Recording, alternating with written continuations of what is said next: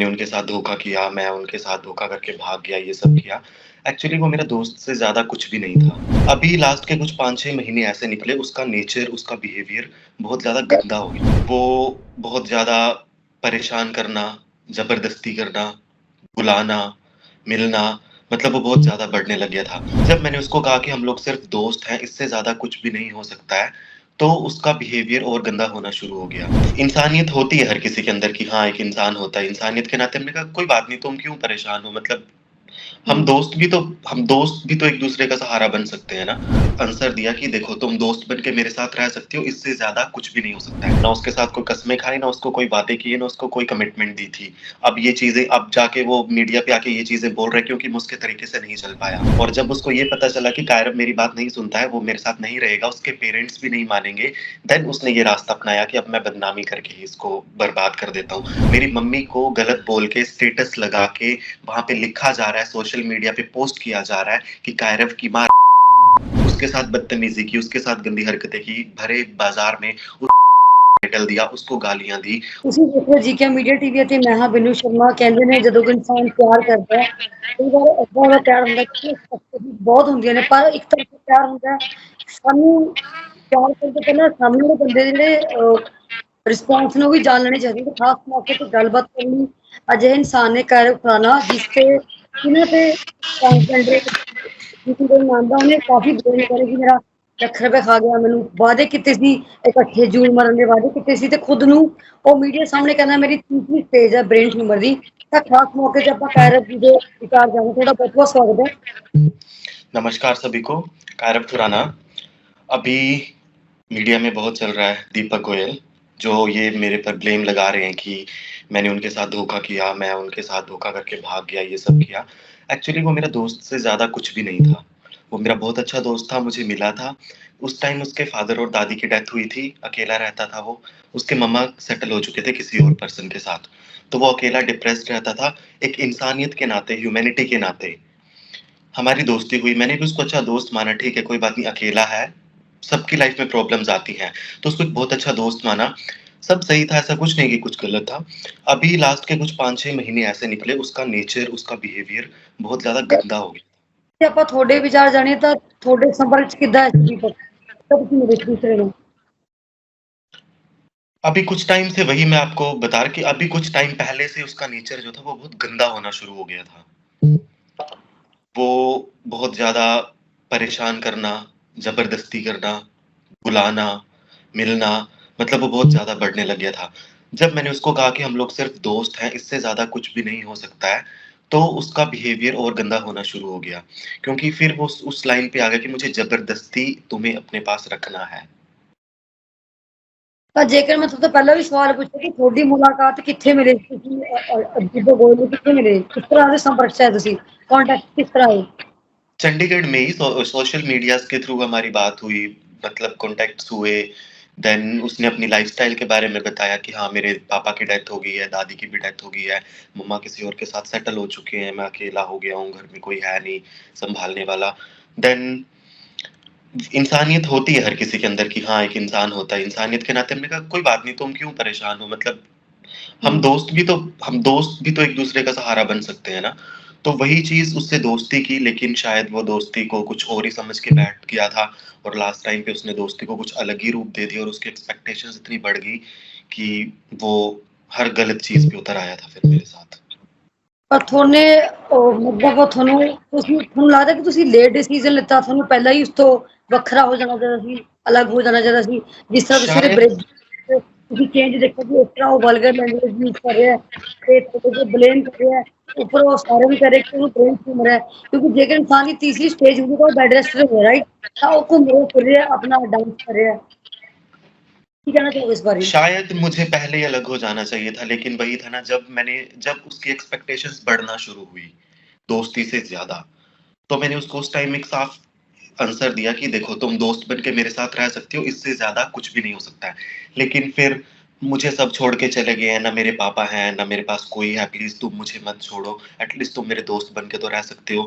वो रोना, वो ड्रामा करके ठीक है, मैंने फिर चांस दिया कि चलो कोई बात नहीं, नो प्रॉब्लम, सब सही हो सकता है। लेकिन जब वो चीज़ें हद से ज़्यादा बढ़ गई, उसके बाद मैंने खुद से स्टॉप किया उस चीज़ को।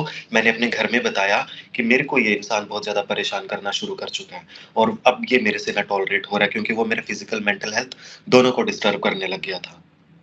ਤੇ ਤੁਹਾਡੇ ਰਿਲੇਸ਼ਨਸ਼ਿਪ ਨੂੰ ਕਿੰਨਾ ਟਾਈਮ ਹੋ ਗਿਆ ਸੀ? ਪਲੱਸ ਦੀਪਕ ਨੇ ਇਹ ਵੀ ਤੁਹਾਡੇ ਦੇ ਬ੍ਰੇਨ में ਰਹਿ ਕੇ ਤੁਸੀਂ ਉਹਦੇ ਨਾਲ ਇਕੱਠੇ ਜਿਉਣ ਤੇ ਮਰਨ ਦੀ ਕਸਮਾਂ ਖਾਈਆਂ ਸੀ ਤੇ ਉਹ ਤੁਸੀਂ ਉਸ ਚੀਜ਼ ਤੇ ਖਰਾ ਨਹੀਂ ਉਤਰ ਪਾਏ, ਉਹਦੀ ਐਕਸਪੈਕਟੇਸ਼ਨ ਨੂੰ ਤੁਸੀਂ ਤੋੜਿਆ, ਉਹਨੂੰ ਹਰਟ ਕੀਤਾ ਹੈ।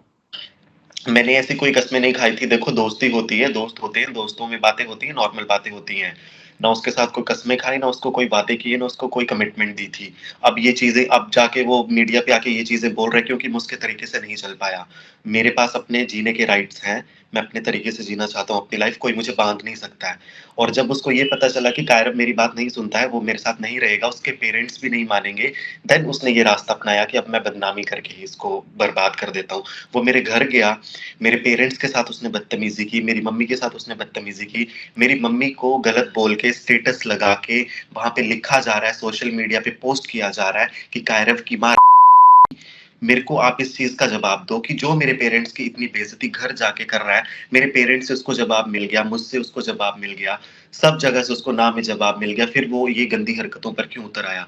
उसके बाद उसने मेरी फ्रेंड मोहाली में रहती है, वहाँ पे 3 लड़के लेके गया, 4 लड़के दिन में, उसके साथ बदतमीज़ी की, उसके साथ गंदी हरकतें की, भरे बाज़ार में टाइटल दिया, उसको गालियाँ दी। उसके बाद ये मेरी बहन को ढूँढने लग गए।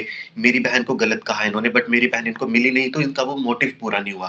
ये तो मेरे पूरे खानदान को, मेरे लिंक्स के लोगों को, सबको बदनाम करने पे एक उतारू हो चुका था। ये इस हद तक गिर चुका था और अब ये मीडिया के सामने इस चीज़ का दावा करता है कि मैंने कस्में खाई थी, मैंने ये किया था, मैं प्यार करता था, मैं बहुत उसके लिए ये कर चुका हूँ, वो कर चुका हूँ। वो कौन-सा प्यार है जिसके लिए आप किसी को मारने के लिए उतारू हो जाओ? आप उसकी माँ को टाइटल दे रहे हो, उनकी टाइटल दे रहे हो, उनकी बहन को रहे हो, ये कौन-सा प्यार होता है?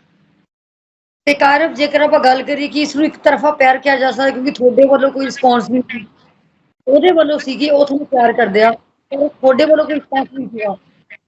ਤਾਂ ਪਿਆਰ करने एक की तरफ़ा जगह उसकी ਜੋ ਵੀ ਉਹਨੇ ਚੀਜ਼ਾਂ ਕਹੀਆਂ, ਉਹ ਜਿਸ ਤਰ੍ਹਾਂ ਕੁਛ ਜਗ੍ਹਾ ਉਹਨੇ ਆਪਣੀ ਇਹ ਸਟੇਟਮੈਂਟ ਦਿੱਤੀ ਕਿ ਮੈਂ ਕੋਈ ਬਦਦੁਆ ਨਹੀਂ ਉਹਨੂੰ ਦੇਣਾ ਚਾਹਾਂਗਾ, ਸਿਰਫ ਇੰਨੀ ਗੱਲ ਕਹੂੰਗਾ ਕਿ ਉਹਦੀ ਔਲਾਦ ਵੀ ਮੇਰੇ ਵਰਗੀ ਹੋਵੇ ਤੇ ਇਹ ਕਿਸੇ ਬਦਦੁਆ ਦਾ ਘੱਟ ਨਹੀਂ ਹੈ। ਤਾਂ ਇੱਕ ਨੋਰਮਲ ਇਨਸਾਨ ਪਰ ਜੇਕਰ ਜੇਕਰ ਤੁਸੀਂ ਕਿਸੇ ਨੂੰ ਪਿਆਰ ਕਰੋਗੇ ਤਾਂ ਕਿਸੇ ਕੁੜੀ ਨਾਲ ਹੀ ਕਰੋਗੇ, ਤਾਂ ਉਹਦੇ ਵੱਲੋਂ ਇੱਕ ਤਰਫਾ ਪਿਆਰ ਸੀਗਾ, ਵਨ ਸਾਈਡਡ ਸੀ, ਤੁਹਾਡੇ ਵੱਲੋਂ ਕੋਈ ਰਿਸਪੌਂਸ ਨਹੀਂ ਸੀ। जब उसको ये चीज़ पता थी, शुरू से ये चीज़ पता थी, दोस्ती के अलावा कुछ हो ही नहीं सकता है, तो उसकी एक्सपेक्टेशंस पिछले 6 महीने पहले से बढ़ना शुरू हो गई थी। जब मैंने उसको क्लियर कट नो बोल दिया, मैं अपने उसको नो बोल चुका था कि तुम ये एक्सपेक्टेशंस मत रखो, ऐसा कुछ भी नहीं होने वाला है। फिर भी वो अपनी पागलपंती पे आगे बढ़ता रहा, बढ़ता रहा, बढ़ता रहा। जब वो चीज़ें मेरे पर एक लेवल से ऊपर चली गई, उसके बाद मैंने उसको डायरेक्ट नो बोला।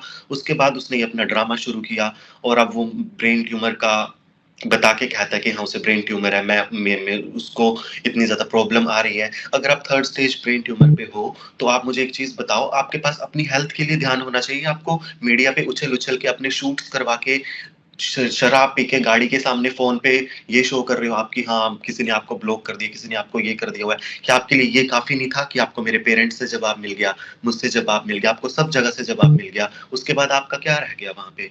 आप अपनी तरफ से अपने आप को परेशान कर रहे हो। जब सामने वाला इंसान ही आपको मुँह पे ना कह रहा है, उसकी फैमिली आपको ना कह रही है, उसकी फैमिली तक आपको सपोर्ट नहीं कर रही है, तो आप उस चीज़ को हर महीने, हर तीसरे दिन मीडिया पर क्यों छाल रहे हो?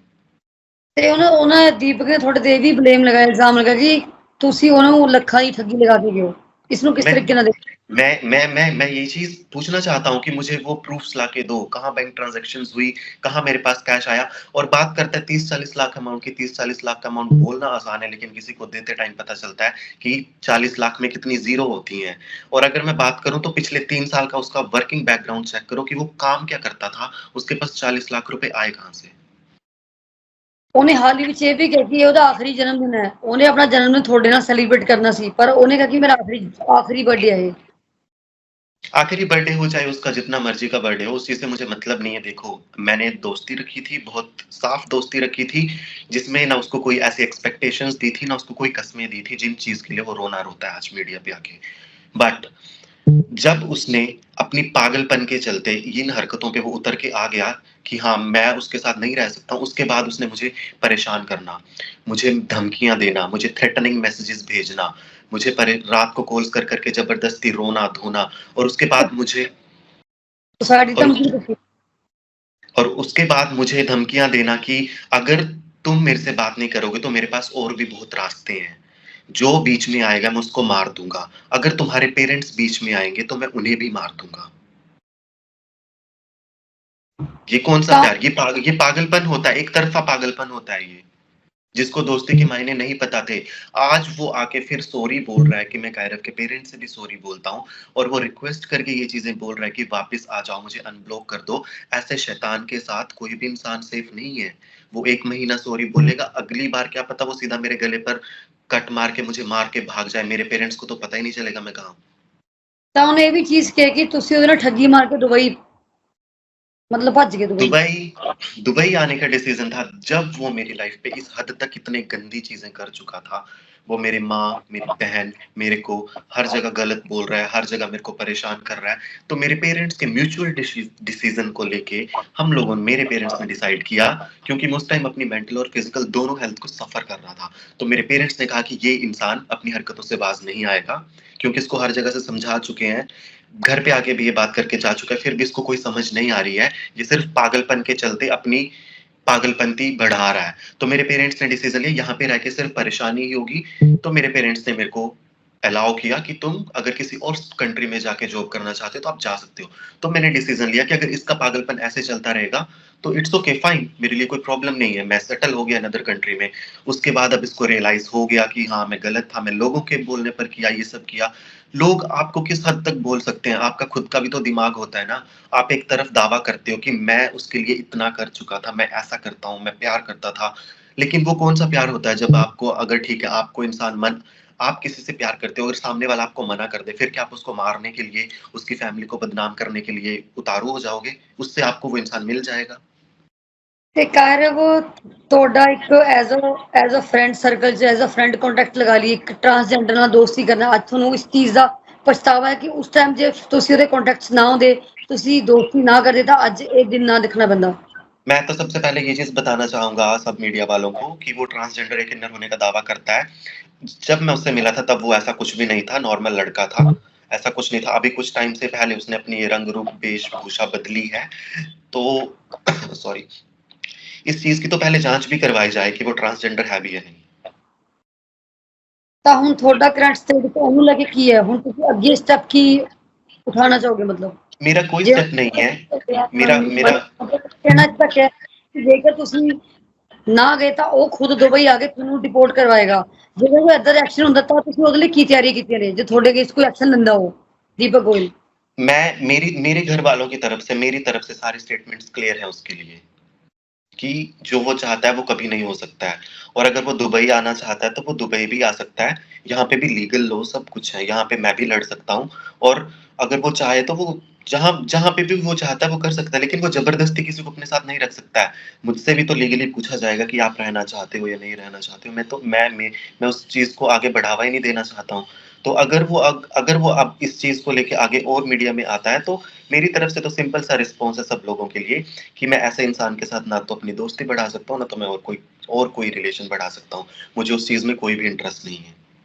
ਅਜਿਹੇ ਲੋਕ ਇਹ ਕਿਹਾ ਜਾ ਸਕਦਾ ਕਿ ਸਮਾਜ ਲਈ ਟਰਾਂਸਜੈਂਡਰ ਦੇ ਨਾਮ ਤੇ ਜਿਹੜਾ ਇਹ ਨਾਟਕ ਕਰ ਰਹੇ ਨੇ ਇਹ ਕਿਸੇ ਕਲੰਕ ਤੋਂ ਘੱਟ ਨਹੀਂ ਹੈ ਕਿਸੇ ਨੂੰ ਪਰੇਸ਼ਾਨ ਕਰ ਰਹੇ ਨੇ ਕਿਸੇ ਦੇ ਪਰਿਵਾਰ ਨੂੰ ਧਮਕੀਆਂ ਦੇ ਰਹੇ ਨੇ ਤੁਹਾਨੂੰ ਖੁਦ ਨੂੰ ਇਹ ਚੀਜ਼ ਫੇਸ ਕਰਨੀ ਪੈ ਰਹੀ ਹੈ ਤਾਂ ਇਹੋ ਜਿਹੇ ਲੋਕਾਂ ਬਾਰੇ ਤੁਸੀਂ ਕੀ ਕਹਿਣਾ ਚਾਹੋਗੇ ਕੀ ਸੰਦੇਸ਼ ਦੇਣਾ चाहोगे ਜੇ ਲੋਕਾਂ ਬਾਰੇ ਸਮਾਜ मेरा तो ਨੂੰ यही संदेश है मेरा यही संदेश है, देखो हम रिस्पेक्ट करते हैं ट्रांसजेंडर्स की भी सबकी, बट आप अगर किसी को आपसे अगर कोई दोस्ती रख रहा है तो आप उसको भी तो समझो। आप किसी को ज़बरदस्ती करके उसको इस सिचुएशन पे लाके तो नहीं खड़ा कर सकते हो कि आप उसके घर में जाके ड्रामा करो, ऊपर से उसकी माँ-बहनों को गालियाँ दो। कौन सुन लेगा अपने माँ-बहन के बारे में घर के दरवाज़े पर आके कोई तीसरा बंदा उनको रंडी कह के बुला रहा है। क्यों? मेरी माँ ने घर सँभाला है, बच्चे पैदा किए हैं, अपने घर पे रहती है, हस्बैंड सब चीज़ घर पे है, अब उसको रंडी का टाइटल दिया जा रहा है और जो माएँ घर छोड़ के भाग चुकी हैं पति के होते हुए, वो सावित्री होती हैं। ਜੇ ਤੁਸੀਂ ਅੱਗੇ ਆਪਣੀ ਮੈਰਿਡ ਲਾਈਫ ਨੂੰ ਕੰਟੀਨਿਊ ਕਰਦੇ ਹੋ ਕੋਈ ਮਤਲਬ ਜਿਹੜੀ ਕੁੜੀ ਤੁਹਾਡੇ ਸੰਪਰਕ 'ਚ ਹੈ, ਜ਼ਾਹਿਰ ਜੀ ਗੱਲ ਹੈ ਤੁਸੀਂ ਲੜਕੀ ਨਾਲ ਹੀ ਵਿਆਹ ਕਰੋਗੇ, ਤਾਂ ਅੱਗੇ ਕੋਈ ਦੀਪਕ ਪ੍ਰੋਬਲਮ ਕ੍ਰੀਏਟ ਕਰਦਾ ਹੈ, ਉਹ ਫਿਰ ਤੁਸੀਂ ਉਹਦਾ ਫੇਸ ਉਹ ਚੀਜ਼ ਨੂੰ ਕਰ ਪਾਓਗੇ? ਉਹਦੇ ਲਈ ਕੋਈ ਤੁਸੀਂ ਕੀਤੀਆਂ ਨੇ ਪ੍ਰੈਪਰੇਸ਼ਨਸ? उसकी प्रिपरेशंस मेरे लिए तो ये है कि अगर वो अभी भी इस चीज़ में इंडल्ज रहना चाहता है, तो शायद उसके पास और कोई काम नहीं है। उसको सिर्फ़ एक ही मकसद बन गया, उसको मैं पागलपन कह सकता हूँ, वो कोई काम नहीं है। और हाँ, अगर वो मेरी मैरिड लाइफ़ में प्रॉब्लम्स डालेगा, then I have legal rights in India कि अगर कोई मेरी मैरिड लाइफ़ के बीच में प्रॉब्लम्स डालता है, तो मैं लीगल एक्शन ले सकता हूँ उसके रिगार्डिंग। ਤਾਂ ਤੁਸੀਂ ਦੇਖਿਆ ਸੀ ਕਿ ਮੇਰੇ ਨਾਲ ਕਾਇਰਵ ਖੁਰਾਨਾ ਜਿਨ੍ਹਾਂ ਨੇ ਖਾਸ ਮੌਕੇ ਤੇ ਗੱਲਬਾਤ ਕੀਤੀ, ਕਿਹਾ ਕਿ ਦੀਪਕ ਗੋਇਲ ਜੋ ਵੀ ਇਹਨਾਂ ਤੇ ਬਲੇਮ ਲਗਾ ਰਿਹਾ, ਇਲਜ਼ਾਮ ਲਗਾ ਰਿਹਾ, ਸਭ ਝੂਠੇ ਨੇ। ਉਹਦਾ ਸਿਰਫ ਇੱਕ ਪਾਗਲਪਨ ਹੈ, ਇਹਨਾਂ ਵੱਲੋਂ ਕੋਈ ਰਿਸਪੌਂਸ ਨਹੀਂ ਹੈ, ਕਿਉਂਕਿ ਉਹਦੇ ਵੱਲੋਂ ਇੱਕ ਤਰਫਾ ਯਾਨੀ ਕਿ ਵਨ ਸਾਈਡ ਪਿਆਰ ਹੈ, ਇਹਨਾਂ ਵੱਲੋਂ ਕੋਈ ਰਿਸਪੌਂਸ ਨਹੀਂ। ਜੋ ਵੀ ਕਹਿ ਰਿਹਾ ਉਹ ਦੋਸਤੀ ਸੀ, ਦੋਸਤੀ ਤੱਕ ਹੀ ਸੀਮਿਤ ਸੀ। ਜੋ ਵੀ ਆਪਣੇ ਦਿਮਾਗ 'ਚ ਗਲਤ ਫਹਿਮੀ ਪਾ ਲਈ ਉਹ ਸਭ ਗਲਤ ਹੈ। ਉਹ ਸਿਰਫ ਇੱਕ ਲੋਕਾਂ ਸਾਹਮਣੇ, ਮੀਡੀਆ ਸਾਹਮਣੇ ਇੱਕ ਨਾਟਕ ਕਰ ਰਿਹਾ ਕਿ ਇਹਨੂੰ ਬ੍ਰੇਨ ਟਿਊਮਰ ਹੈ, ਤੇ ਨਾ ਉਹਨੂੰ ਕੋਈ ਬ੍ਰੇਨ ਟਿਊਮਰ ਹੈ। ਉਹ ਤੀਸਰੀ ਸਟੇਜ ਦੱਸ ਰਿਹਾ ਮੀਡੀਆ ਸਾਹਮਣੇ, ਤੇ ਨਾਲ ਹੀ ਕਹਿ ਰਿਹਾ ਕਿ ਉਹ ਟਰਾਂਸਜੈਂਡਰ ਹੈ। ਕਿ ਉਹ ਵਾਕਈ ਟਰਾਂਸਜੈਂਡਰ ਹੈ? ਕੀ ਇਹ ਇਲਜ਼ਾਮ ਉਹਦੇ ਜਾਇਜ਼ ਨੇ ਜਾਂ ਨਾਜਾਇਜ਼ ਨੇ? ਤੁਸੀਂ ਕਮੈਂਟਸ ਰਾਹੀਂ ਵਿਚਾਰ ਸਾਂਝੇ ਕਰ ਸਕਦੇ ਹੋ। ਤਾਜ਼ਾ ਅਪਡੇਟਸ ਲਈ ਬਣੇ ਰਹੋ ਜੀ ਕੇ ਮੀਡੀਆ ਟੀਵੀ ਨਾਲ। ਕਾਇਰਵ, ਥੈਂਕ ਯੂ ਸੋ ਮਚ, ਤੁਸੀਂ ਸਾਡੇ ਨਾਲ ਖਾਸ थैंक यू। ਮੌਕੇ ਤੇ। Thank you so thank you. Much.